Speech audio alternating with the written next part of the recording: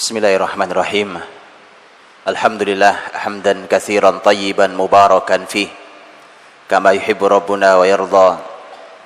Asyhadu an la ilaha illallah wahdahu la syarikalah wa asyhadu anna Muhammadan abduhu wa rasuluh. Allahumma salli wa sallim wa barik wa an'im ala sayyidina Muhammadin wa ala alihi wa sahbihi ajma'in.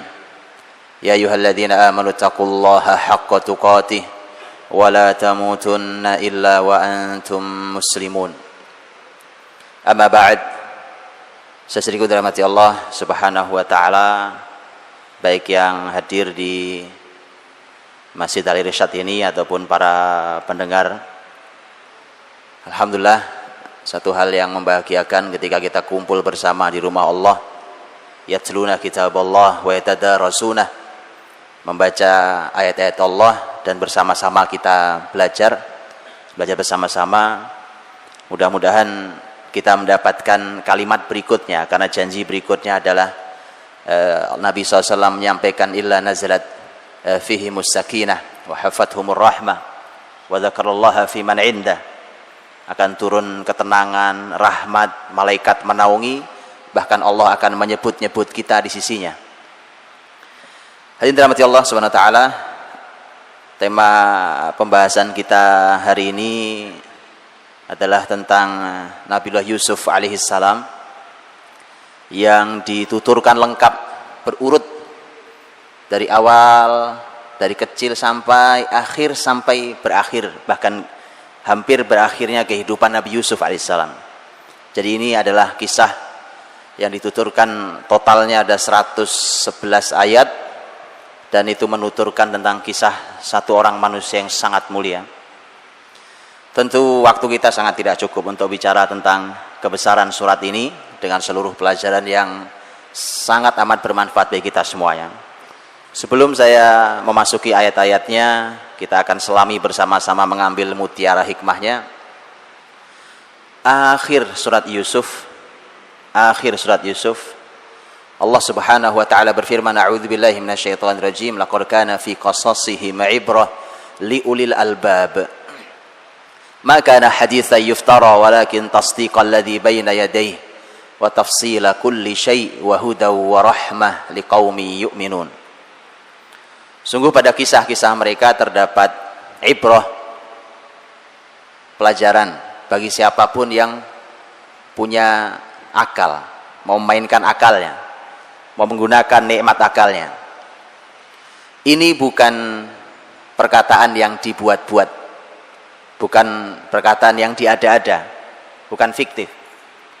Tapi ini untuk mengimani sesuatu yang telah lewat, menjelaskan dengan detail segala sesuatu sebagai petunjuk dan rahmat, kasih sayang dari Allah untuk orang-orang yang beriman. Saya ingin ayat ini, ayat penutup ini saya letakkan di depan. Ini menutup ayat, karena memang karakter ayat ini adalah bertutur dari awal sampai akhir. Baru kemudian di akhir Allah menyampaikan, ambil pelajarannya, karena di kisah-kisah mereka ada pelajarannya. Dan Bapak Ibu dirahmati Allah, masalah di kita hari ini adalah bahwa kisah sejarah itu, yang pertama, kita senang dengan kisah fiktif, itu masalah besar di semua, hatta sampai di tayangan anak-anak kita. Padahal Quran mengajari kita makana haditsan yuftara. Ini bukan perkataan yang diada-ada, ini bukan kisah fiktif. Tidak ada kisah fiktif dalam Al-Quranul Karim. Nabi SAW tidak pernah berkisah fiktif. Sementara kita sangat senang dengan legenda dan dongeng. Ditambah lagi dengan tayangan anak-anak kita yang sangat bermasalah itu, yang tidak jelas sumbernya. Bagaimana orang bisa tiba-tiba berubah jadi robot, nah itu masalahnya, Pak. Tidak ada yang logis, tak ada yang logis.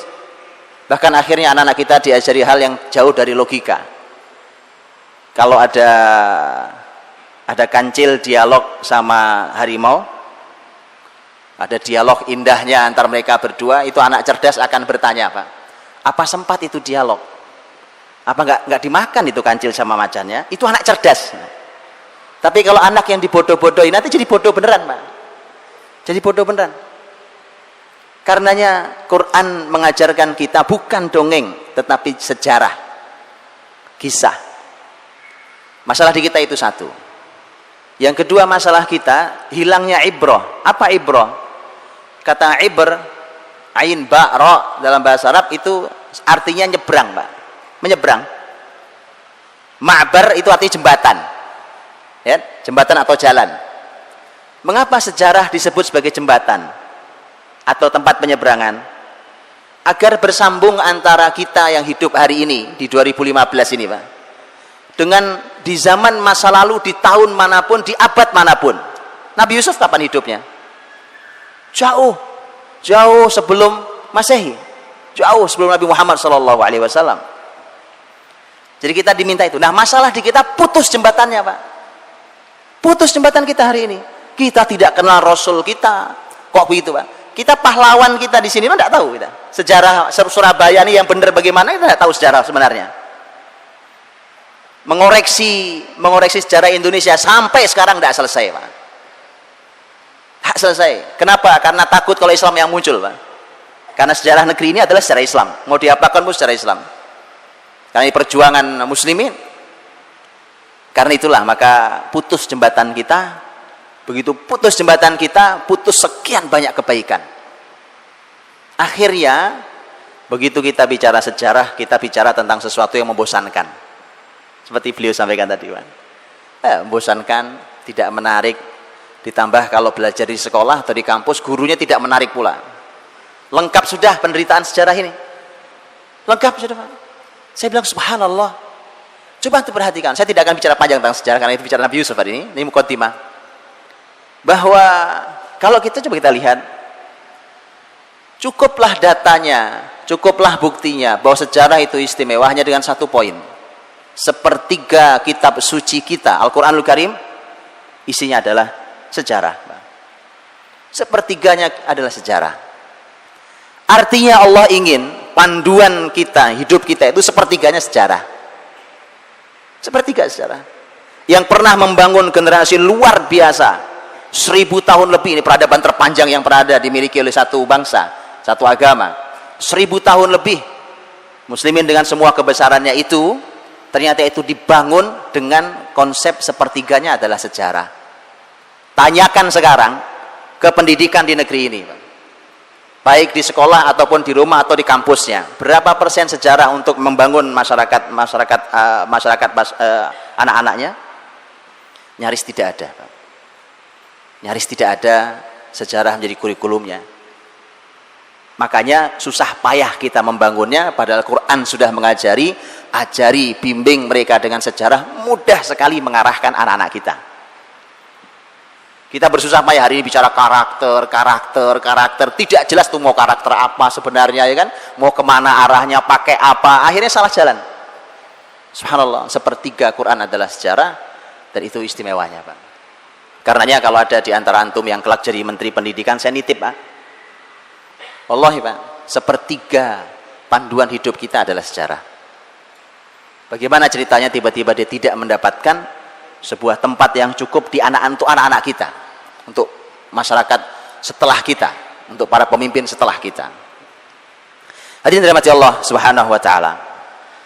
Dan surat Yusuf ini itu punya posisi yang istimewa. Setidaknya dari dua hal, Pak. Yang pertama adalah apa yang tadi sudah disampaikan tentang bahwa ini surat ini diturunkan Allah Subhanahu wa taala di tahun Amul Huzn. Tahun kesedihan. Tahun kesedihan itu tahun 10 kenabian. Jadi beliau Nabi Muhammad jadi nabi 10 tahun. Kemudian ada peristiwa yang membuat beliau sedih, bertumpuk-tumpuk peristiwanya. Wafatnya paman beliau, 3 bulan berikutnya wafat istrinya. Kemudian nanti itu bulan Ramadan, di bulan Syawal Nabi SAW nanti berupaya untuk mendakwahkan Islam, mencari lokasi karena Mekah tidak lagi kondusif, tidak bisa menerima Islam, akan naik ke Taif, jalan kaki, Pak. Jalan kaki lebih dari 70 km, jalan kaki naik gunung bersama dengan putra angkatnya Zaid bin Haritha, hanya berjalan kaki. Boleh dicoba, kalau mau belajar sejarah tolong dicoba, Pak. Jalan kaki 70 kilo. Baik, yang kita bayangkan begitu sampai tempat kan minum air es yang dingin, ya kan? istirahat, tiduran, selonjoran. Itu kita bayangannya. Nabi sampai di Taif dilempari batu, Pak. Dilempari batu. Subhanallah. Masa itu kesedihan Nabi luar biasa. Kesedihan pamannya yang ternyata sampai akhir tidak mendapatkan hidayah, tidak mampu mengucap syahadatain. Istri tercinta yang luar biasa mendukung dakwah beliau, Khadijah radhiyallahu anha, meninggal. Nabi berdakwah di masyarakatnya dilempari sampai Allah melihat nabinya perlu untuk ditawari agar diazab masyarakat Taif. Tapi kelapangan hati Nabi sallallahu alaihi wasallam telah teruji, Pak. Inilah orang yang lapang. Nabi teladan kita itu orang yang lapang, Pak. Jadi kalau ada orang hatinya sempit, susah memaafkan, itu memang bukan umat Muhammad SAW. Umat Nabi Muhammad itu umat yang sangat lapang hatinya. Kalau bicara pemaafan, tanya Rasul SAW, Pak. Bayangkan, Pak. Sudah jauh-jauh jalan dilempari. Malaikat 2 datang menawarkan, aku timpakan gunung sesuai dengan perintah Allah Subhanahu wa taala, kalau kau izinkan Muhammad. Kata Nabi, tidak. La. Kata Nabi Muhammad SAW, innahum qaumul la ya'lamun wa arju an yakhruja min aslabihim man ya'budullaha wahdah. Kata Nabi, tidak. Mereka umat yang tidak tahu. Kalau tahu saya tidak begini. Kalau saya tahu saya Nabi, mereka tidak perlakukan saya dengan cara ini. Mereka tidak tahu. Justru saya berharap kelak lahir dari tulang sulbi mereka generasi yang beribadah pada Allah Subhanahu wa taala. Nabi tidak pernah patah harapan, Pak. Bapak ibunya tidak bisa diajari, anaknya diculik, Pak. Dalam tanda kutip diculik, ya. Anaknya diambil diajari Islam. Dan benar, Taif itu baru masuk Islam kurang lebih 12 tahun pasca peristiwa ini. Satu generasi, bukan? Anak-anak kalau lahir di Taif usia 0 waktu itu, maka mereka baru masuk Islam, anak itu sudah umur 12 tahun. Artinya inilah, maka benar kalimat Nabi SAW. Dan Taif kemudian masuk Islam nanti tahun 9 Hijriah. Hadirin dirahmati Allah. Di masa sedih itulah turun surat Yusuf. Karenanya seorang ulama besar tabi'in, Atha bin Abi Rabah rahimahullah ta'ala, beliau mengatakan bahwa orang kalau sedang sedih membaca surat Yusuf, maka akan hilang kesedihannya. Boleh dicoba nanti, Pak. Nanti silakan dicoba baca surat Yusuf, sedihnya hilang apa enggak gitu, ya. Kalau enggak, ya berarti kita emang enggak paham. Karena saya seorang ahli tafsir, Atha bin Abi Rabah mengatakan itu. Baik, Bapak Ibu dirahmati Allah Subhanahu wa taala. Allah Subhanahu wa taala ini yang pertama, tentang Allah memberikan kepada nabinya di masa-masa sulit surat ini. Berarti ini surat memberikan jawaban terhadap kesulitan yang sedang menimpa Rasulnya, sekaligus kalau orang sedih berarti dihibur. Karenanya kalau ada orang sedih, bahkan Nabi Muhammad pun perlu hiburan. Dan ternyata untuk lihat, hiburan paling efektif itu ternyata sejarah, Pak. 111 ayat isinya sejarah satu orang, Nabi Yusuf alaihissalam. Untuk apa? Menghibur nabinya. Tentu di dalamnya banyak sekali pelajarannya, nanti jadi hikmahnya. Yang kedua, mengapa surat ini menjadi istimewa adalah bahwa Nabi Muhammad SAW di sepanjang hidup beliau, dalam sejarah beliau itu, beliau sangat banyak mengambil, karena kesan yang luar biasa terhadap kisah ini, mengambil pelajaran dari surat Yusuf, bahkan menjadikannya sebagai kebijakan. Itu otomatis karena ini ayat, untuk kebijakan-kebijakan penting. Saya berikan contoh. Pak. Nabi SAW ketika beliau sakit beliau menjelang meninggal itu, kan Nabi SAW berkata pada istri beliau, Mur Aba Bakar falya umman nas, tolong perintahkan Abu Bakar untuk menggantikan saya mengimami masyarakat. Nabi sudah tidak kuat keluar dari rumahnya karena sakit. Tapi waktu itu putrinya Abu Bakar radhiyallahu anha, yaitu istri Nabi Aisyah radhiyallahu anha, menyampaikan, Abu Bakar jangan jadi imam ya Rasulullah. Karena ayah saya itu kalau jadi imam tuh, Pak, itu Al-Fatihah susah selesainya, karena beliau itu orang yang mudah sekali menangisnya. Kemudian Nabi SAW mengatakan, Inna kunna sawahibu Yusuf. Kata Nabi, kalian ini kayak saudara-saudaranya Yusuf aja kerjaannya. Udah, segera perintah saja. Ya, Nabi mengatakan, kamu ini kayak saudara-saudaranya Yusuf aja. Dalam hal yang lebih penting dari itu, lebih besar daripada itu adalah ketika Rasulullah Shallallahu Alaihi Wasallam diberikan anugerah Allah Subhanahu Wa Taala fatham mubina, inna fatahna laka fatham mubina, kemenangan besar Nabi SAW adalah Fathu Makkah tahun 8 Hijriah, ketika Nabi Shallallahu Alaihi Wasallam berhasil membuka Mekah, membersihkan dari kemusyrikan masyarakat yang mendapat hidayah. Begitu mendapatkan hidayah, antum sudah bisa bayangkan peristiwanya, bisa digambarkan, silakan dibayangkan. Beberapa pembesar yang masih hidup, orang-orang Quraisy yang dulu menyakiti Nabi SAW, yang dulu menghina Nabi SAW, bahkan ada yang hampir berniat membunuh Nabi SAW. Itu ternyata ketika Nabi sudah menguasai Mekah, terbayang oleh antum betapa gemetarannya mereka. Apalagi Nabi masuk Mekah itu, Nabi sempat mengumumkan orang-orang yang halal darahnya walaupun sedang bersembunyi di balik kiswah Ka'bah. Disebutkan nama-namanya, termasuk yang dihalalkan darahnya adalah Ikrimah, putranya Abu Jahal. Itu anak sama bapak sama, satu setel itu, Pak. Tapi subhanallah, Ikrimah nanti menjadi muslim yang mukmin yang sejati. Ikrimah lari, Pak, lari dari Mekah karena dia takut. Yang jelas, bayangkan betapa ketakutannya para pembesar Quraisy saat itu.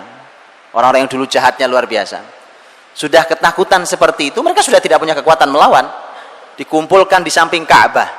Nabi naik ke pintu Ka'bah. Bisa dibayangkan naik pintu Ka'bah. Pintu Ka'bah, Nabi naik ke atasnya, di depannya pembesar-pembesar yang kumpul sedang gemetaran. Nabi SAW lihat cara bertanyanya, tambah membuat gemetaran. Mata dhunnun an yuf'ala bikum, menurut kalian mau saya apakan kalian? Orang sudah gemeteran digitukan, atau bayangkan itu bagus tidak buang air kecil di tempat itu, Pak. Mata dhunnun an yuf'ala bikum. Akhirnya mereka ya tidak punya kalimat kecuali akhun karim, ibnu akhin karim, engkau kan saudara kami yang baik, kamu juga anaknya saudara kami yang baik. Orang kalah itu, Pak. Itu bahasa orang kalah ya. Dulu sombongnya luar biasa. Lihat kalimat Rasul SAW. Al-yaum aqul kama qala Yusuf li akhwati. Hari ini aku mau berkata seperti Yusuf berkata pada saudara-saudaranya. Ya, Pak, betapa surat Yusuf menjadi kesan yang luar biasa dalam kehidupan Nabi SAW. Ketika Nabi kan pertanyaannya, mau saya apakan kalian? Apa yang dikatakan Yusuf pada saudara-saudaranya di akhir kisah yang tadi dibacakan dengan menyentuh hati oleh ananda kita, oleh Muhammad, betapa luar biasa. Yusuf berkata, la tathriba alaikumul yaum yaghfirullahu lakum wa huwa arhamur rahimin. Hari ini kalian sudah tidak punya salah pada saya. Subhanallah. Allah ampuni kalian mudah-mudahan.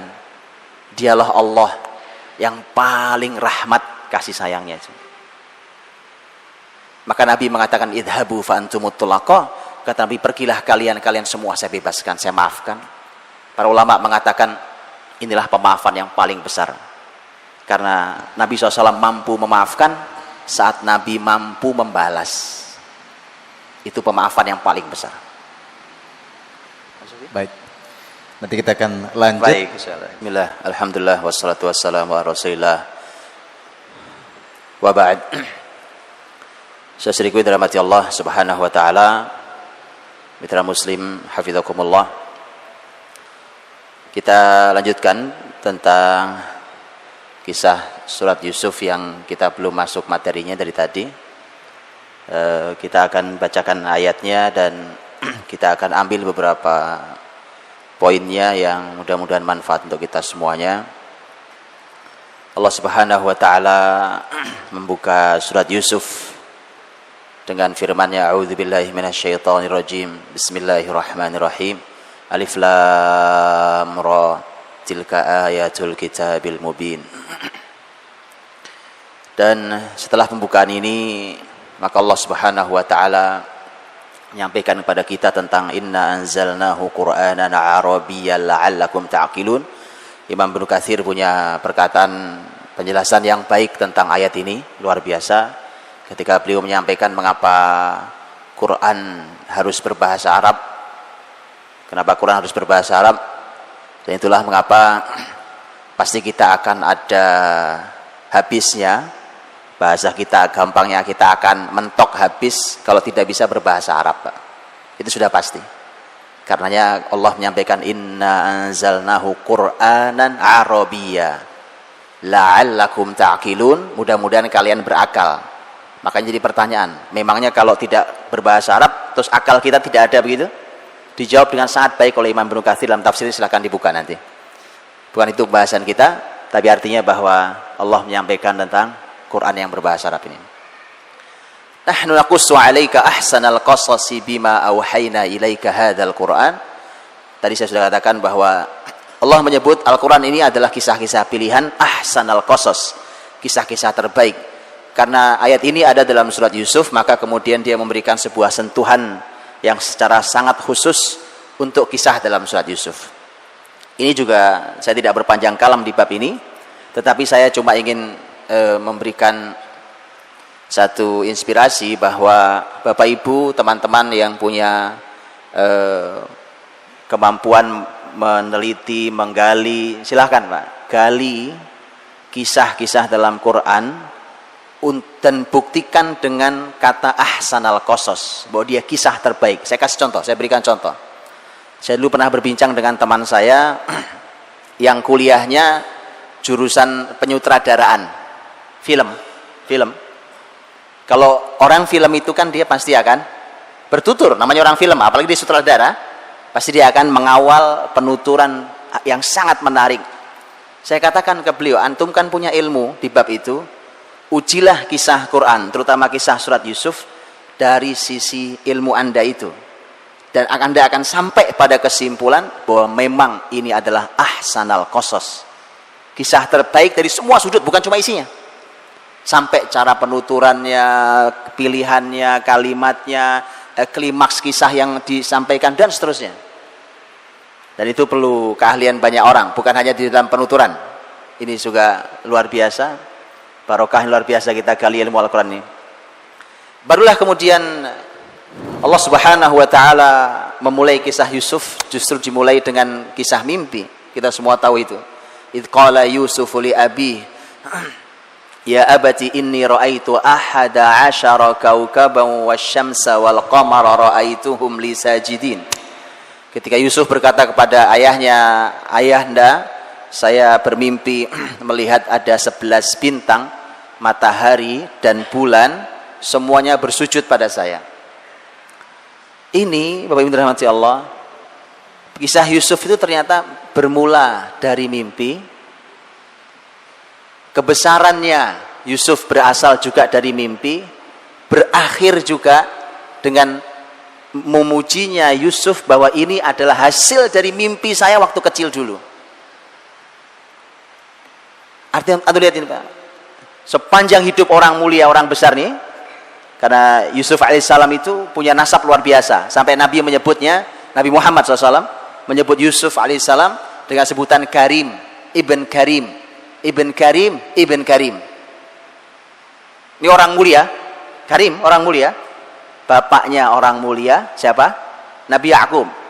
Bapaknya orang mulia, siapa? Nabi Ishaq. Bapaknya orang mulia, Nabi Ibrahim alaihissalam. Ini orang tidak sembarang, Yusuf alaihissalam. Karena itulah maka ini kisah besar. Ternyata kisah sebesar Yusuf alaihissalam itu ternyata bermula dari mimpi, Pak. Dan subhanallah, Islam ini punya aturan syariat tentang mimpi. Cuma memang kita nyaris tidak pernah mendapatkan pelajarannya, betul ya? Nyaris kita tidak pernah mendapatkan kajian ustadz di masjid manapun tentang mimpi. Padahal kalau Bapak Ibu, bukan cuma zaman dahulu, zaman hari ini di negara-negara Timur Tengah itu mereka ada pakar-pakar mimpi, Pak. Tapi bukan dukun kayak di Indonesia. Di sini dukun, Pak. Nanya orang, apalagi kalau lewat SMS itu, ketik reks pasti mimpi, itu jelas dukun. Dijamin kalau itu, Pak. Itu orang main-main dan bahaya. Padahal dalam Islam punya syariat tentang mimpi itu. Tentu juga, Masya Allah, silahkan dipelajari ya. Kita tidak cukup waktu untuk itu. Saya cuma kasih mukaddimah ringan. Mimpi itu saya cuma kasih 2 hadis Nabi SAW, Pak. Nabi SAW mengatakan, mimpi itu ada 3 jenis. Ini yang pertama, 3 jenis. Mimpi itu 3 jenis, Pak. Nanti silahkan kalau mimpi nanti malam silahkan ya, dianalisa mimpinya. Ini syariat ini syariat. Yang pertama kata Nabi SAW, mimpi itu disebut sebagai mimpi yang dia mimpi yang tidak, yang disebut dengan hadithun nafs. Hadithun nafs, ar-rajul yukallimu nafsah. Hadithun nafs itu artinya cuma keinginan jiwa, Pak. Dengan jiwa, umpamanya begini, dari tadi siang kok Anda karena panas sekali Surabaya ini, kemudian pengen minum es, Pak. Nggak keturutan. Malam mimpi minum es, itu cuma pengen, kalau itu tuh nggak ada tawilnya. Atau Anda pengen sekali jadi pejabat, terus tiba-tiba mimpi jadi pejabat, itu nggak ada artinya juga. Karena memang Anda pengen banget itu jadi pejabat, ya. Itu hadithun nafs, cuma ungkapan jiwa orang yang terpendam, terbawa dalam mimpi. Yang kedua yang juga tidak ada artinya adalah mimpi yang menyedihkan dan menakutkan. Itu mimpi dari setan. Karena setan itu sampai anak cucu Adam tidur saja itu diganggu, Pak. Jadi mimpi itu tidak mimpi yang dari setan itu pasti menyedihkan. Jadi kalau Anda mimpi sedih, begitu bangun kok sedih, atau takut, khawatir, takut, itu dari setan, itu tidak ada artinya. Tidak ada artinya. Bahkan Nabi mengatakan lam tadurruhu syai'. Mimpi itu tidak akan membahayakan Anda sama sekali, asal ada asalnya. Asal Anda melakukan apa yang diajarkan Nabi. Mimpi itu kalau buruk Nabi memberikan panduan. Umpamanya kalau Anda terbangun malam hari karena ketakutan, karena gara-gara mimpi, maka Nabi meminta agar kita mengucap ta'awudz, a'udzubillahi minasyaitonirrajim. Kemudian kita diminta untuk meniup ke kiri 3 kali. Yanfuthu an yasarihi thalathan. Jadi meniup 3 kali. Kalau tidak cukup itu juga Nabi minta agar ganti posisi tidurnya. Tidak cukup juga kata Nabi bangun sholat 2 rakaat. Ini semua petunjuk Nabi SAW. Dan satu lagi, jangan ceritakan mimpi itu pada siapapun. Ini salahnya kita, Pak. Kalau mimpi dinaikkan statusnya. Ini fatal nih gara-gara kita tidak paham mimpi. Bahaya. Nabi sudah bilang jangan ceritakan pada siapapun mimpi buruk. Itu tidak ada artinya. Yang ketiga, ini Pak, yang ketiga nih. Yang ketiga ini mimpi yang baik, bukan ungkapan jiwa, bukan menyedihkan dan menakutkan, mimpi yang baik. Yang ini ada artinya. Ini yang oleh Nabi disebut, kata Nabi SAW, lam yabqa minan nubuwah illal mubasyirat. Tidak ada yang tersisa dari kenabian ini. Begitu Rasul wafat kan sudah tidak ada kenabian lagi. Tidak ada yang tersisa kecuali al-mubasyirat. Mubasyirat artinya kabar gembira. Qalu wamal mubasyirat ya Rasulullah. Para sahabat bertanya, apa itu mubasyirat ya Rasulullah? Apa itu kabar gembira itu? Nabi mengatakan mimpinya orang beriman. Ar-ru'ya as-salihah, mimpi yang baik. Mimpi yang baik. Itu satu. Dan yang kedua yang ingin saya sampaikan, Bapak Ibu rahmati Allah, Nabi SAW bersabda dalam hadis yang sahih, bahkan diriwayatkan dalam Sahih Bukhari Muslim. Nabi mengatakan bahwa idza iqtarabaz zaman fala yakadu ru'yal mu'min yakdzib. Kalau zaman sudah makin dekat dengan kiamat, maka mimpi orang beriman nyaris tidak pernah salah. Lihat, kalau ada orang, masya Allah, orang beriman Bapak Ibu nih bermimpi, mimpi Anda tidak salah, Pak. Ini kalau mimpi yang baik tadi. Sayangnya di kita tidak ada yang ahli dalam bab ini. Harusnya ada yang ahli, Pak.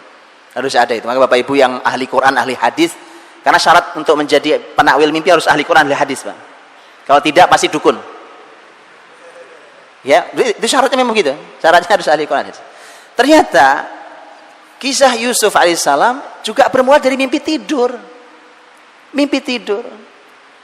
Ini mimpi tidur. Inni ra'aitu ahada asyara kaukaba.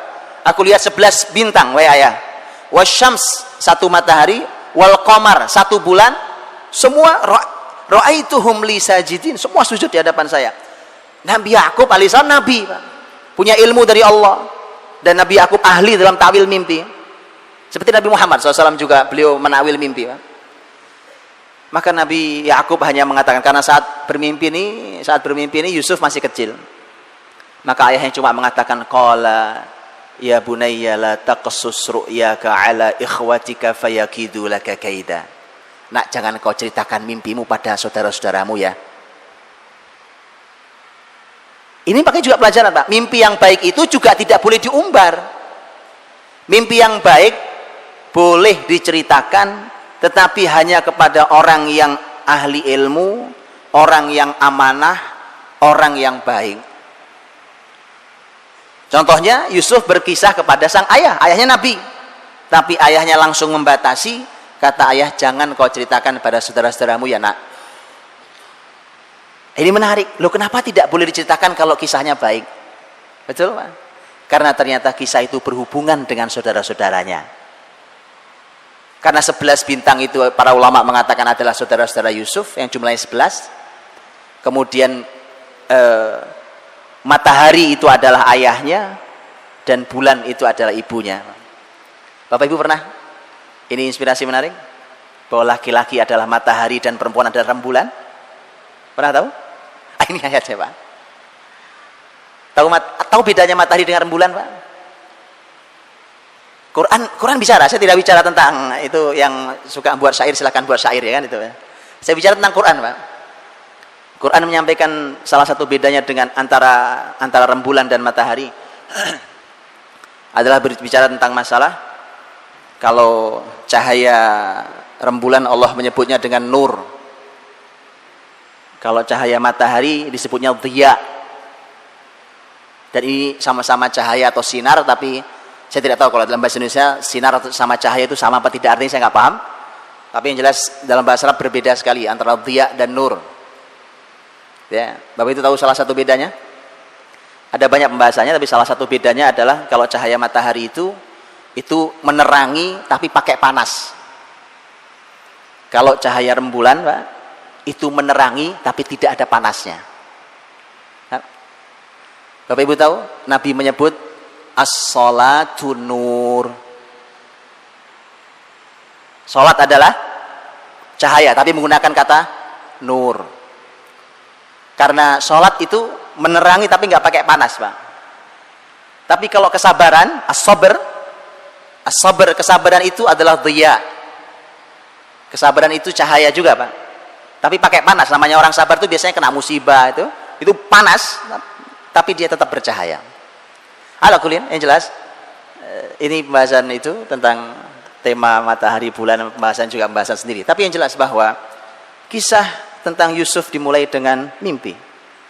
Dan Bapak Ibu dirahmati Allah Subhanahu wa taala, Al-Hasan Al-Basri rahimahullah taala, ini sebagaimana disampaikan oleh Ibnu Jarir At-Tabari dalam tafsirnya.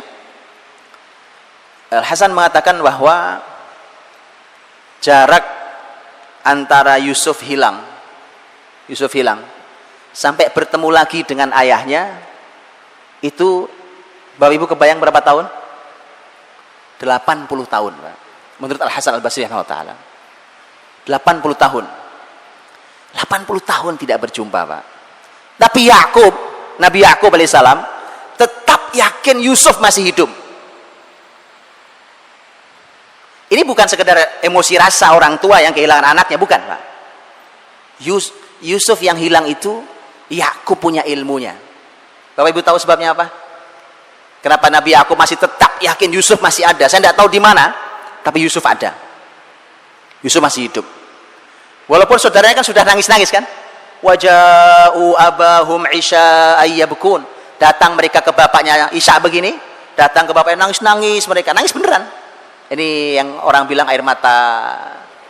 Saya tidak tahu, Pak, buaya itu tertuduh gimana ceritanya, saya nggak paham. Datang Isya mereka setelah berbohong, Yusuf tidak mati, tidak meninggal, dinyatakan meninggal oleh mereka. Dan untuk menghadirkan bukti datangkan bajunya, ya kan? Datangkan bajunya. Wajah wa'ala qamisihi bidamin kadzib. Bahkan bajunya dikasih darah, dilumuri darah. Untuk membuktikan benar Yusuf meninggal dimakan serigala. Inna dhahabna nastabiqu wa tarakna Yusuf 'inda mata'ina fa'akalahu dzib.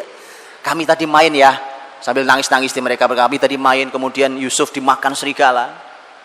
Ya, seterusnya. Nabi Yusuf lihat kalimatnya, Pak. Qala bal sawwalat lakum anfusukum amra fasabrun jamil. Wallahul musta'anu ala ma tasifun. Kata Nabi Yakub sederhana, Pak. ini cuma sesuatu yang kalian anggap baik dalam jiwa kalian. Kalimatnya simpel sekali, penuh makna, ya kan? Nabi Yakub juga tidak bisa berkata, tidak mau mengatakan bohong, kan? Nabi Yakub mengatakan ini cuma sesuatu yang kalian lakukan karena didorong oleh jiwa kalian, menurut kalian benar itu yang kalian lakukan itu.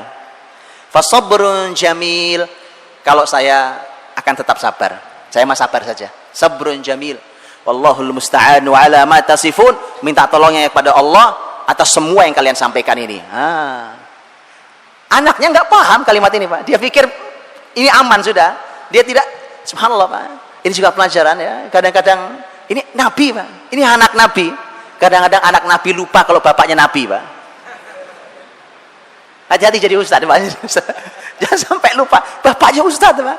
Bapaknya Masya Allah ahli ilmu, orang soleh, gitu. Jangan sampai anaknya tidak sama kayak bapaknya, Pak.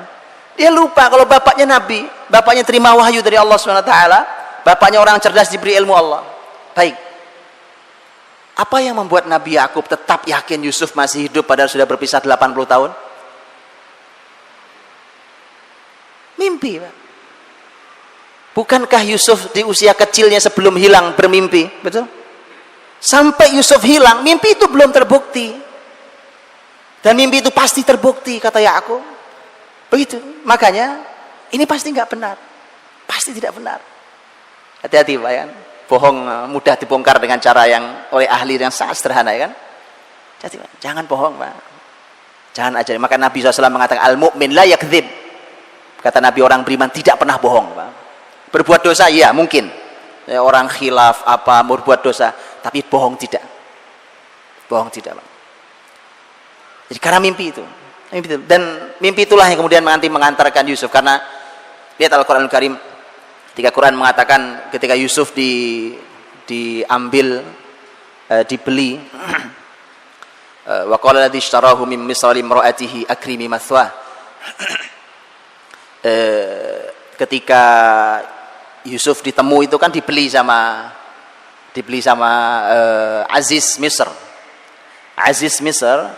Nanti di sini ada beberapa kalimat, Pak. Ada Aziz, ada Malik. Ini beda. Kalau Aziz itu salah satu penguasa, kalau Malik itu raja Mesir. Ini salah satu penguasa Mesir. Disebutkan dalam tafsir, Aziz ini posisinya adalah memang bagian ke ekonomi, Pak. Jadi ini memang kurang lebih menteri ekonomi lah, Pak. Kurang lebih, Pak. Ini raja, ada Malik raja. Ini juga dahsyat, Pak. Sebelum saya lanjutkan kisah, mumpung saya ingat kata Malik, Pak. Ini mukjizat Quran. Dan bukti bahwa Quran ini cara menggali kisahnya Bapak Ibu tidak sama dengan buku sejarah. Kalau buku sejarah itu kalimatnya yang nyusun ahli sejarah. Baik, dan tidak mukjizat kalimatnya. Kalau Quran itu mukjizat kalimatnya. Makanya Quran itu, ini mukjizat kalimat, mukjizat Quran. Kadang-kadang Allah ingin menunjukkan ilmu sangat penting, ilmu sangat besar hanya di balik satu kata. Kadang-kadang dibalik satu huruf. Itu Quran, Pak. Nah, kalau Bapak Ibu belum bisa menemukan itu, tolong belajar Quran lagi. Betulan, Pak? Ini tidak sulit. Nah, ini bukan harus ulama tafsir, enggak. Ini muslim semua bisa. Muslim semua bisa asal mau belajar Qurannya. Bisa, Pak. Saya kasih contoh. Di Quran, di surat Yusuf ini, Allah Subhanahu wa taala berfirman tentang kata raja. Wa qala al-malik. Al-Malik artinya raja. Inni ara sab'a baqaratin simani yakuluhunna sab'un ijafu wa sab'a sumbulatin khudri wa ukhra yabisat. Kisah mimpinya. Jadi raja menceritakan mimpinya, aku melihat mimpi begini. Oke. Para ulama membahas mengapa Al-Qur'an menyebutnya dengan sebutan Al-Malik, raja. Bukankah yang sedang dibicarakan adalah penguasa Mesir? Betul ya? Kalau penguasa tertinggi Mesir, apa nama gelarnya? Firaun. Firaun itu gelar. Kenapa di sini Malik? Dan Bapak Ibu perlu pahami, Bapak Ibu ketika membuka Injil yang sekarang, mereka menggunakan kata Firaun, bukan raja. Quran yang menggunakan kata raja, bukan Firaun. Lihat bedanya. Injil ini bukti bahwa itu kitab suci yang sudah diubah-ubah, Pak. Injil menyebutnya Firaun. Zaman Musa disebut juga Firaun.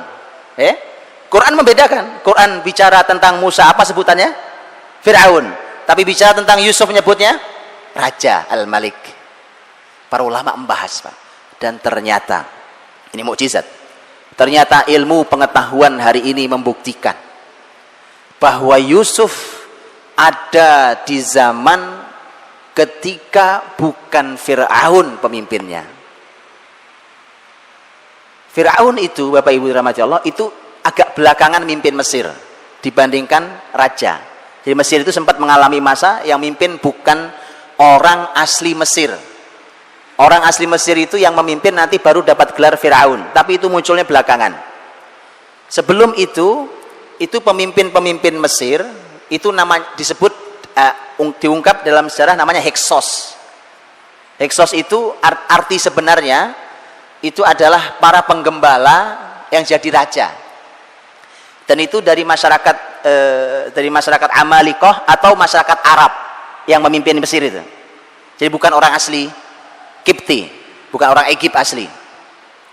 Dan karena itulah maka Allah ingin menyampaikan kepada kita semua hanya dengan satu kata, Al-Malik. Dengan satu kata, Al-Malik. Jadi kalau saya uraikan jadi begini, ini kalau bahasa saya. Lihat, dengan satu kata mukjizat Quran Al-Malik kalau diuraikan jadi begini. Menunjukkan bahwa di zaman Yusuf berada di Mesir, penguasanya bukan asli orang Mesir, bahkan sebelum masa Fir'aun hadir, penguasanya disebut namanya Hyksos. Hyksos itu artinya penggembala, penggembala yang memimpin. Itu ada yang mengatakan dari masyarakat Amalikoh, ada yang mengatakan dari masyarakat Arab. Jadi panjang banget kan? Hanya dengan sebutan satu kata, Al-Malik. Ini Quran, Pak. Ini Quran. Dan beginilah khas Quran dalam menuturkan apa saja. Baik, itu Al-Malik ya. Kembali bahwa ketika dibeli oleh Aziz, yang beli itu bukan raja, yang membeli adalah Aziz Misr. Aziz Misr yang disebutkan bahwa dia adalah memang bagiannya adalah bagian ekonomi di Mesir saat itu, diamanahinya sebagai bagian ekonomi. Itu yang membeli Yusuf, yang nanti Yusuf digoda sama istrinya. Nah itu digoda sama istrinya. Dan ternyata diambillah jadi anak. Di ayat itu Allah berfirman, wa kadzalika makkanna li Yusufa fil ard wa linu'allimahu min ta'wilil ahadits. Begitulah kami teguhkan, kami kokohkan posisi Yusuf di muka bumi, dan kami ajarkan kepadanya takwil mimpi. Balik mimpi lagi kan? Ada dua kata, Pak. Yang pertama adalah untuk tamkin. Tamkin, Yusuf akan dibuat kokoh, orang besar, punya posisi besar, itu tamkin. Kuat sekali Yusuf. Padahal waktu dibeli ini posisinya masih budak. Lihat subhanallah, Allah sudah katakan dia kelak jadi orang besar. Sekarang sih posisinya budak. Itu Bapak Ibu.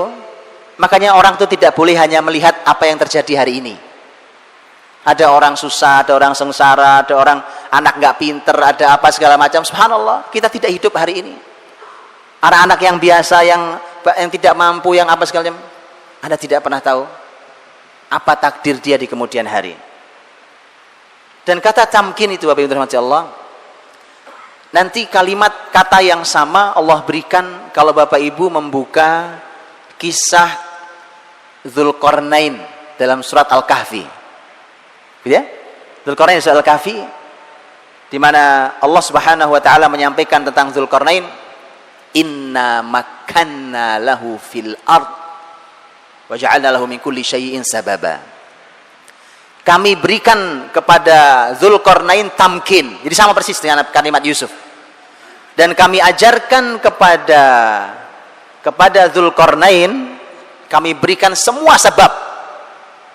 Semua sebab kami berikan. Artinya semua yang akan mengantarkan Dzulqarnain pada kebesarannya, Dzulqarnain semua punya.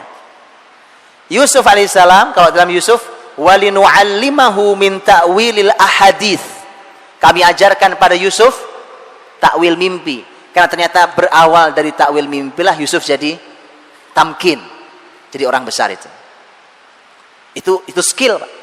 Ya, itu keahlian.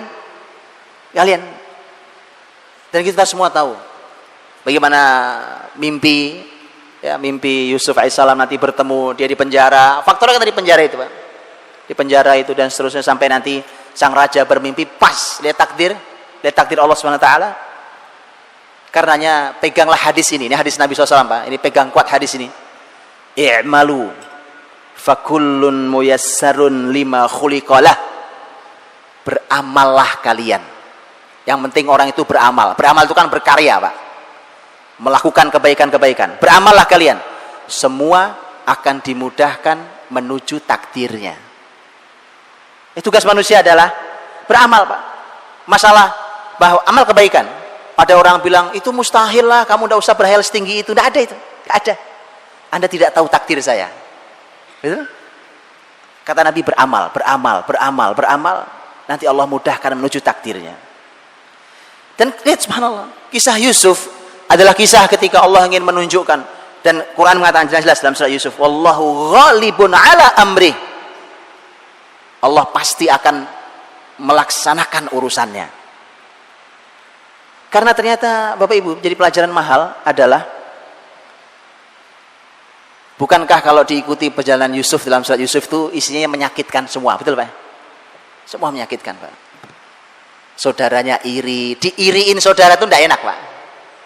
Ya Allah, saudara-saudaranya iri kan. Sudah gitu ditipu sama saudaranya, diajak main ternyata dibuang ke sumur. Di sumur, ya Allah, di sumur, Pak. Alhamdulillah ada pedagang lewat, rombongan dagang lewat, diambil.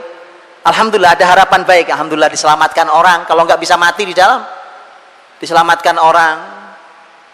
Dijual, Pak, jadi budak. Subhanallah ya. Dari masalah muncul masalah, dari masalah datang masalah berikutnya. Yusuf alaihissalam. Begitu sampai budak dijual, dibeli sama orang istana. Orang kaya raya, orang terhormat di Mesir, alhamdulillah nyaman, dijadikan anak. Coba, jadikan anak, nyaman bukan? Ternyata kena fitnah, digodain istrinya, coba. Gara-gara itu masuk penjara. Subhanallah. Semuanya pahit, Pak. Hidup Yusuf dari depan pahit. Tapi Bapak Ibu, kalau tidak ada yang pahit, Yusuf tidak sampai ke Mesir. Betul? Padahal kebesaran Yusuf di mana? Di Mesir. Ambillah ini sebagai pelajaran mahal hari ini. Orang kalau hidupnya susah, masalah, datang masalah, belum selesai muncul masalah berikutnya. Harapan sedikit mulai muncul, datang masalah berikutnya. Kenapa tidak kita mencoba memahami kisah Yusuf? Karena tadi Atha bin Abi Rabah rahimahullah mengatakan, kalau Anda baca Yusuf dalam keadaan sedih, selesai baca surat Yusuf Anda bahagia. Silakan itu, Pak. Ambil itu pelajarannya. Anggaplah semua kesulitan ini, semua masalah kita ini, harga yang harus kita bayar hari ini untuk kebesaran yang kita tidak tahu di mana kebesaran itu nantinya. Baik. Jadi hilang sedihnya kan? Alhamdulillah. Enggak apa-apa ya Allah. Aku tahu di balik ini ada kebesaranku. Wah gitu. Enggak apa ya Allah. Kalau memang ini bayarannya, ini harganya, aku bayar ya Allah. Bismillah ya kan, sabar. Karena Nabi aku mengatakan fasabrun jamil. Kasus kisah Yusuf, yang sedih bukan cuma Yusuf, Pak. Bapaknya sedih. Kita semua tahu sedihnya sampai buta. Wa biyaddat aina. Sampai matanya buta. Dan ini menarik, Pak. Di kata wa biyaddat aina, kata ibyad itu artinya sebenarnya putih, Pak. Bukan buta. Matanya bukan buta, matanya itu, tapi terjemahnya buta, memang buta. Ibyaddat itu mata jadi memutih. Karenanya, subhanallah, saya pernah baca penelitian, wallahu alam, saya pernah baca penelitian seorang profesor kimia dari Mesir, Profesor Dr. Abdul Basit As-Sayyid, seingat saya, Abdul Basit As-Sayyid. Beliau mengatakan bahwa ternyata memang kisah butanya Yakub alaihissalam itu menjadi inspirasi besar untuk beliau meneliti. Ternyata memang kuncinya mengapa sampai buta itu, dan oleh beliau katakan itu katarak, kata beliau, di katarak itu berawal dari kesedihan yang luar biasa. Karena wabiyaddat aina minal huzni wa huwa kadhim. Huzn itu sedih, kadhim itu kesedihan campur marah itu Pak, yang dia tahan dalam dirinya. Jadi kesedihan itu kalau ditahan bertahun-tahun Pak, itu bisa buta matanya. Bisa menimbulkan efek pada matanya. Kapan kembali melihatnya? Dikasih baju Yusuf ya. Oh ya, karena begitu Yusuf tercium aroma Yusuf, tuh kan bener Yusuf ada ya kan? Yusuf ada.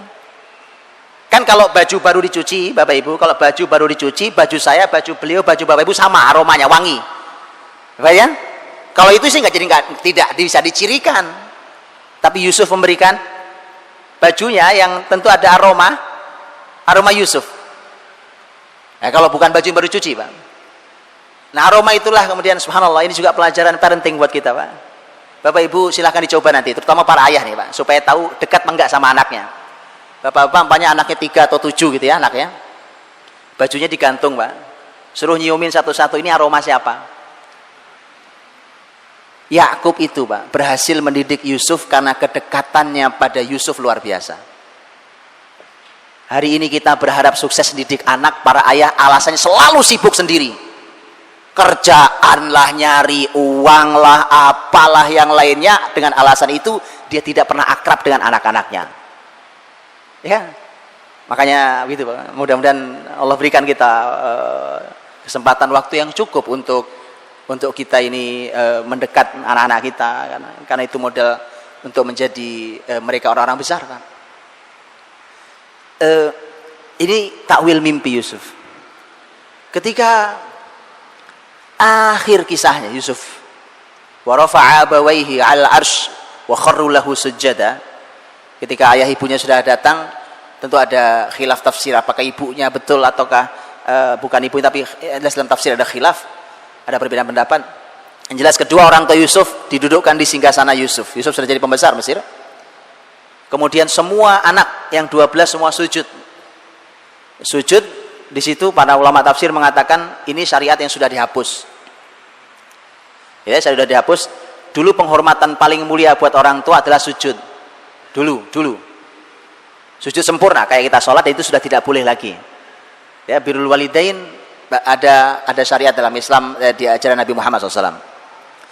Ini dulu zaman Nabi Yakub, begitu penghormatan tinggi pada orang tuanya, dan Yusuf berkata, salah satu kalimat Yusuf, hadza ta'wilu ru'yaya min qabl. Ayah, inilah tafsir mimpiku yang dulu. Subhanallah Pak, ya. Lihat tuh. Jadi kisah ini cuma dari ujung ke ujung mimpi aja Pak isinya ini. Mimpi Pak. Mimpi tidur ya, Allah buktikan betul. Ini tafsir mimpi yang dulu ya. Baik, Bapak yang dirahmati Allah SWT. Di dalam kisah Yusuf juga ada banyak pelajaran lain. Saya berikan contoh pelajaran yang lain, Bapak Ibu. Karena kisah ini berhubungan sangat erat juga dengan tema kekeluargaan, tema keluarga. Karena awalnya kan sebenarnya bahwa Yusuf kenapa sampai dibuang? Itu kan faktornya karena saudara-saudaranya iri pada Yusuf dan saudaranya Yusuf, adiknya Bunyamin. Mereka mengatakan bahwa la Yusufu wa akhuhu ahabbu ila abina minna wa nahnu usbah. Yusuf ini, jadi saudara-saudaranya yang 10 orang itu rapat Pak. Jadi rapat kok ya jelek ya. Jadi memang ada rapat jelek itu memang ya. Ini rapat Pak. Yusuf ini kata mereka dan saudaranya Bunyamin itu kok lebih dicintai ya sama ayah kita. Padahal kita ini kan jumlahnya lebih banyak. Jadi berdua, kita 10. Kenapa Yusuf lebih dicintai? Ini ada beberapa pelajaran yang disampaikan para ulama Pak. Bapak Ibu dirahmati Allah SWT. Lihatlah orang, kebanyakan tuh suka melihat kuantitas tidak kualitas Pak. Ini 10, ini cuma 2. Gitu. Mereka menganggap yang 10 ini mestinya harus lebih diperhatikan. Padahal Yakub punya tolok ukur kualitas. Betul kan? Dari 12 siapa yang jadi nabi? Yusuf saja. Maka pasti dia punya kualitas sejak kecil. Terlihat kualitas itu. Makanya seringkali orang hanya suka memandang masalah jumlah kita kan banyak. Kenapa? Ini bukan masalah jumlah. Bahkan Nabi Muhammad sudah mengatakan, bal antum kuthur. Di hari akhir ketika muslimin kayak makanan di meja hidangan disantap musuh dari kanan kiri seperti hari ini, sahabat sampai heran, apakah kita sedikit ya Rasulullah? Kata Nabi, tidak, justru jumlah kalian banyak sekali saat itu. Ini bukan masalah jumlah, ini masalah kualitas orang. Dan kita diajari dalam sejarah Nabi Muhammad, Bapak Ibu dirahmati Allah, kita diajari bahwa dalam sejarah Nabi Muhammad SAW nggak perlu banyak orang Pak untuk membuka sebuah kota, ya kan? Modal Nabi di Mekah mengawalinya hanya dengan beberapa orang. Hanya ada Nabi Muhammad yang masuk Islam, istrinya Khadijah, anak-anaknya, kemudian anak angkatnya Zaid bin Haritha, teman paling akrabnya Abu Bakar, kemudian sepupunya yang diasuhnya yaitu Ali bin Abi Thalib. Modalnya cuma itu. Ternyata di Madinah, modal Nabi membuka Madinah sampai nanti Madinah menjadi pusat peradaban Islam juga cuma dengan 6 orang. 6 orang pertama yang masuk Islam yang mereka bergerak. 6 orang. Yang setahun berikutnya muncul Bayat Aqabah 1. Artinya bahwa kita diajari dalam syariat memang jumlah itu buat muslimin biasa saja. Jumlah penting, jumlah penting. Tapi jumlah itu bukan segala-galanya buat muslimin, Pak. Ini masalah kualitas. Banyak, tapi tidak berkualitas. Baik. Nah, Bapak Ibu dirahmati Allah SWT. Tapi ada pelajaran berikutnya yang penting adalah inilah ketika mereka salah memahami, Pak, maka berbahaya ketika di antara anak-anak kita muncul rasa tidak diperlakukan dengan sama. Itu bahaya. Dan Bapak Ibu lihat, begitu mereka sudah di rapat itu, mereka melontarkan permasalahan rapatnya bahwa yang sedang kita bahas adalah Yusuf dan saudaranya yang lebih dicintai oleh ayah kita. Itu masalahnya. Bapak Ibu tahu usulan pertama? Usulan pertama di rapat itu apa? Uqtulu Yusuf. Yaudah, bunuh aja Yusuf. Persis, ini persis sama dengan ayat di surat Al-A'raf, persis sama, berkisah tentang watlu alaihim naba abnai Adam, 2 anak Adam, 2 anak Adam, Pak. Ya, ketika mereka id qarraba qurbanan fatuqabbala min ahadihima wa lam yutaqabbal minal akhar, begitu mereka masing-masing menghadiahkan korbannya, kemudian yang satu diterima Allah, yang satu ditolak oleh Allah. Ternyata yang ditolak marah kepada yang satu lagi, kan kita tahu kisah Qabil dan Habil. Apa kalimat pertamanya? Qala la aqtulannak, aku bunuh kamu. Coba lihat. Yang muncul pertama bunuh. Bapak Ibu tahu sama apa persamaannya? Pertama sama-sama niat pertamanya membunuh. Tapi ternyata memang ada ikatan yang sama, sumber sama. Mengapa saudara-saudara Yusuf ide pertamanya membunuh? Mengapa satu anaknya Adam alaihissalam juga idenya membunuh saudaranya? Karena sumber masalahnya sama, yaitu hasad, dengki. Imam Ibnu Qayyim rahimahullah taala, sampai beliau mengatakan begini, dengki itu, hasad itu adalah dosa pertama di langit dan dosa pertama di bumi. Apa di langit, Pak?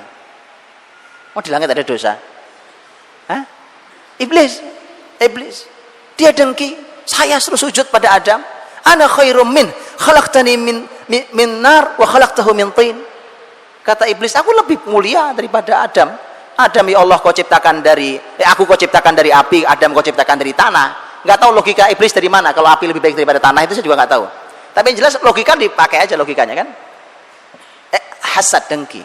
Dan di bumi adalah kisah anak Adam alaihissalam.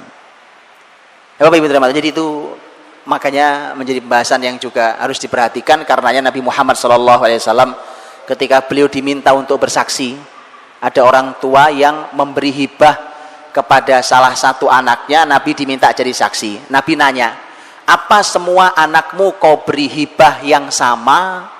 Dia bilang tidak ya Rasulullah. Maka Rasul menjawab, apakah kamu mau aku bersaksi pada kemaksiatan? Ini nggak benar. Perlakukan anak yang sama. Walau hati kita ini bukan punya kita, Pak. Kadang-kadang kita lebih cinta pada yang salah satunya. Tapi perlakuan fisik harus sama. Harus sama. Dan karena Nabi mengatakan itu, dan ujungnya Nabi mengatakan, bukankah kamu ingin kelak mereka sama dalam bakti mereka padamu? Betul kan, Pak? Kalau kita punya anak 5 kan kita pengen semuanya bakti sama baktinya, betul? Makanya perlakukan mereka yang sama. Ini pelajaran mahal tentang parenting, Pak. Nah, Bapak Ibu terima kasih Allah. Bisa,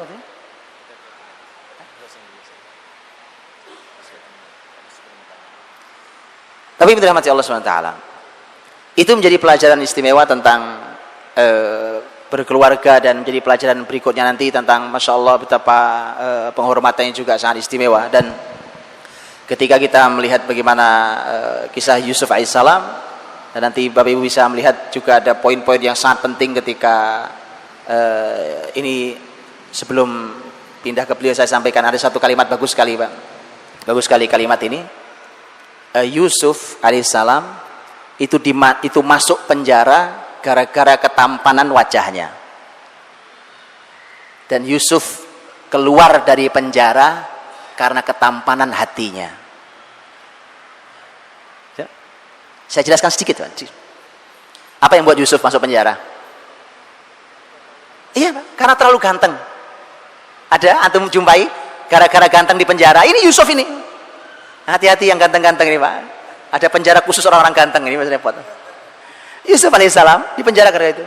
Karena ternyata semua inilah kisah panjangnya bagaimana Bapak Ibu semua tahu bagaimana wanita-wanita itu kumpul hanya untuk ini kan gara-gara tipu daya istri Aziz Misr itu. Ya, karena dia digunjing, wa qala niswatun fil madinati imra'atul aziz turawidu fataha an nafsiha qad syaghafaha hubba. Jadi gunjingan. Jadi dari dulu itu ternyata, mohon maaf ibu-ibu, ini disampaikan Quran bukan untuk membuka aib tetapi untuk menjadi pelajaran. Dari dulu memang perempuan kalau ngumpul suka ghibah, Bu. Enggak, ini saya enggak, betul, bukan. Ini Bapak Ibu, ini memang ini ayat begitu. Wa qala niswatun fil madinah. Perempuan-perempuan di kota itu kumpul, itu membicarakan itu loh, istri penguasa kita masa godain pelayan laki-lakinya. Itu jadi omongan. Akhirnya namanya penguasa perempuan nggak mau kalah, Pak. Baik, diundang ke istana. Kita tuh diundang ke istana, dikasih pisau sama buah itu kan, dalam ayatnya. Sudah siap pisau buah, duduk ya dalam jamuan istana. Sang wanita berkata, wa qalati khruj alaihin. Yusuf keluar. Yusuf keluar, Pak, jalan. Tuh, kebayang, Pak? Kalau perempuan duduk di kanan kiri gitu, kira-kira kayak catwalk, Pak, jalan. Oh iya, ada jalan itu, Pak. Ukhruj alaihin. Yusuf keluar. Yusuf keluar. Itu Yusuf keluar. Falamma ra'ainahu akbarnahu wa qatta'na aydiyahunna wa qulna hasya lillah ma hadza basyara in hadza illa malakun karim. Wanita-wanita itu begitu melihat Yusuf semua terkagum-kagum, ya kan? Kemudian setelah itu mereka mengatakan, ini sih bukan manusia, ini malaikat, ini tampan begini. Bapak Ibu tahu apa tujuan perempuan tadi itu, penguasa Mesir menghadirkan itu? Mereka ngirisi tangannya sampai gak kerasa itu kan. Jadi kalau Bapak Ibu merasa ganteng, belum ganteng, Pak, kalau belum jadi obat bius. Loh, itu ngiris sampai gak kerasa loh, Pak. Itu bius paling dahsyat itu, Pak. Ganteng, tampan sampai jadi itu. Makanya Nabi Muhammad mengatakan bahwa Yusuf syatral husn. Yusuf diberi separuh ketampanan itu kan. Yusuf alaihissalam itu. Dan ternyata memang ketika itulah maka sebenarnya perempuan itu ingin mengatakan begini pada perempuan lain. Ini perempuan-perempuan yang tadi ngirisi tangannya, dia cuma ingin berkata, kalian baru lihat sekali sudah ngirisi tangan. Aku lo tiap hari ngeliat dia. Betulan Pak, ini jadi sampai jadi siksaan tersendiri ketampanannya. Baik, dan itu ternyata itulah yang menyebabkan nanti Yusuf, karena akhirnya perempuan itu mendeklarasikan, sudah nggak ada malunya, mendeklarasikan bahwa saya akan penjara dia kalau dia tidak turuti kemauan saya. Udah terlanjur, Pak, udah terlanjur. Maka Yusuf berdoa, qala rabbis sijnu ahabbu ilayya mimma yad'unani ilaih. Ya Allah, penjara lebih aku cintai, lebih aku sukai daripada ajakan mereka. Subhanallah itu. Makanya Yusuf masuk penjara gara-gara ketampanan wajahnya. Tapi dia keluar dari penjara gara-gara ketampanan hatinya, karena berawal dari obrolan dia dengan dua orang pemuda yang di penjara itu kan, yang nanya tentang mimpinya dua-duanya. Yang satu pemberi minum raja, yang satu pemberi makan raja. Kisahnya panjang tapi yang jelas dan itulah nanti yang menyebabkan sang raja tahu di penjara ternyata ada orang namanya Yusuf, ahli dalam takwil mimpi, itu ilmu dia. Dan dua orang bertanya pada Yusuf itu bermula dari inna naraka minal muhsinin, kami melihatmu wahai Yusuf itu orang baik-baik, orang baik, hati yang baik. Dan karena itulah Yusuf dikeluarkan oleh Allah Subhanahu wa taala dari penjaranya. Wallahu a'lam bishawab.